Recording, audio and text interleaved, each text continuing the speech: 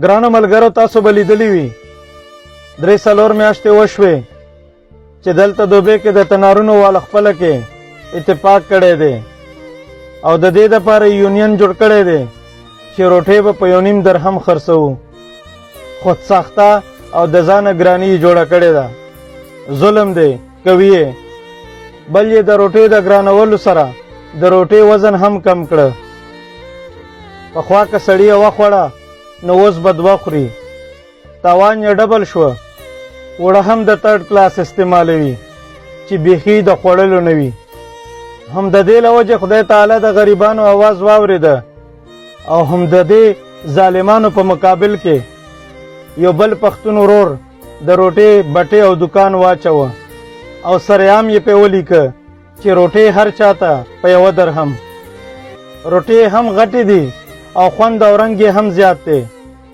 نو پکار ده چې اوس دغه د ظالمانو تنارونه خلک پرېږدي او دغسې خلک مونږ سپورټ کو او هم د دوی نه روټۍ واخلو او دیره په دیره وګرځو او خلک د دې نورو نه د ارزان او ښه تناره ته راولو، ځکه چې دې سړي زمونږ په سر غیرت او بغاوت کړی دی.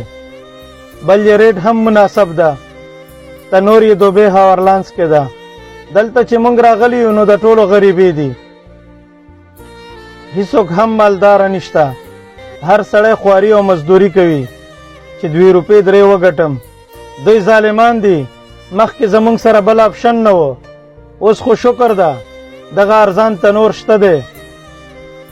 پکار ده چې دغه سړی فل سپورټ کو، په سر یې ودرېږو او د بل تناره مخ ونه ګورو. راته 2 پیسې به هم پاتې کېږي او د نور خلک به هم دې ته مجبوره کو چې د روټۍ بیه او ریټ راوغورځوي او توبې پې وباسو.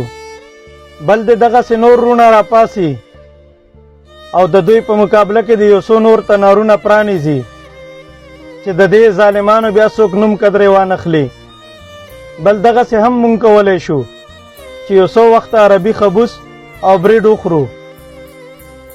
یو ورځ 2 به ګرانې وي، بیا به پې خپله عادت شو چې 10 ورځې دغه خبوس وخورو نو کېدی شي چې دغه خلک درته کمرې ته په خپله راشي، منتونه درته شروع کي او په خپو مو پرېوځي.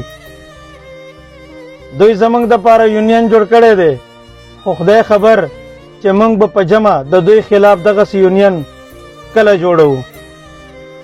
ما خبر کړی ګرانو ملګرو، نوره ستاسو خوښه.